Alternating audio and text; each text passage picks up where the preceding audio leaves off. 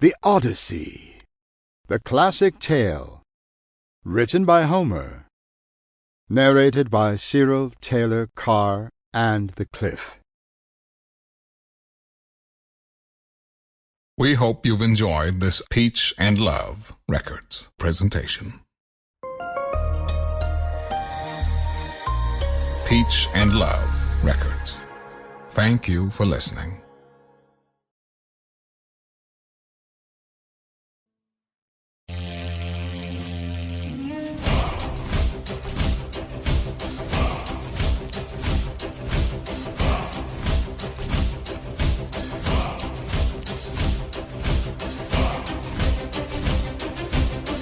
Homer is the author of the Iliad and the Odyssey, two epic Greek poems that are the foundational works of ancient Greek literature.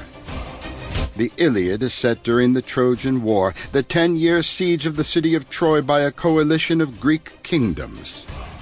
It focuses on a quarrel between the king and the great warrior Achilles, lasting a few weeks during the last year of the war. The Odyssey revolves around the 10-year journey home of the king of Ithaca and the fall of Troy. Many accounts of Homer's life circulated in classical antiquity, the most widespread being that he was a blind bard from a region of the world which is now Turkey.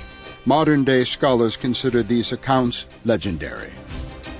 The Homeric question, concerning by whom, when and where and under what circumstances the Iliad and Odyssey were composed, continues to be debated.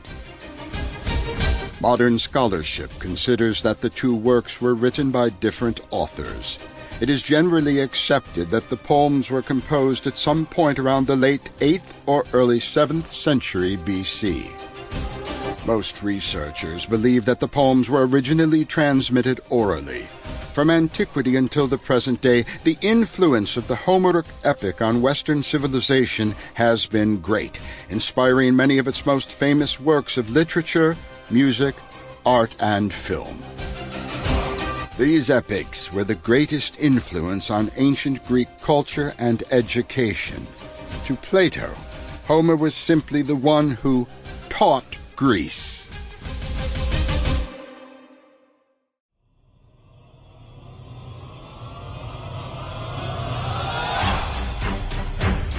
The Odyssey is one of two major ancient Greek epic poems attributed to Homer.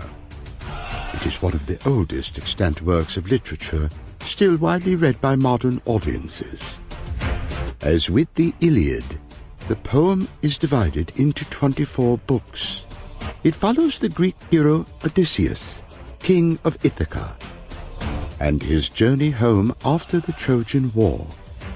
After the war itself, which lasted 10 years, his journey for 10 additional years, during which time he encountered many perils, and all of his crewmates were killed.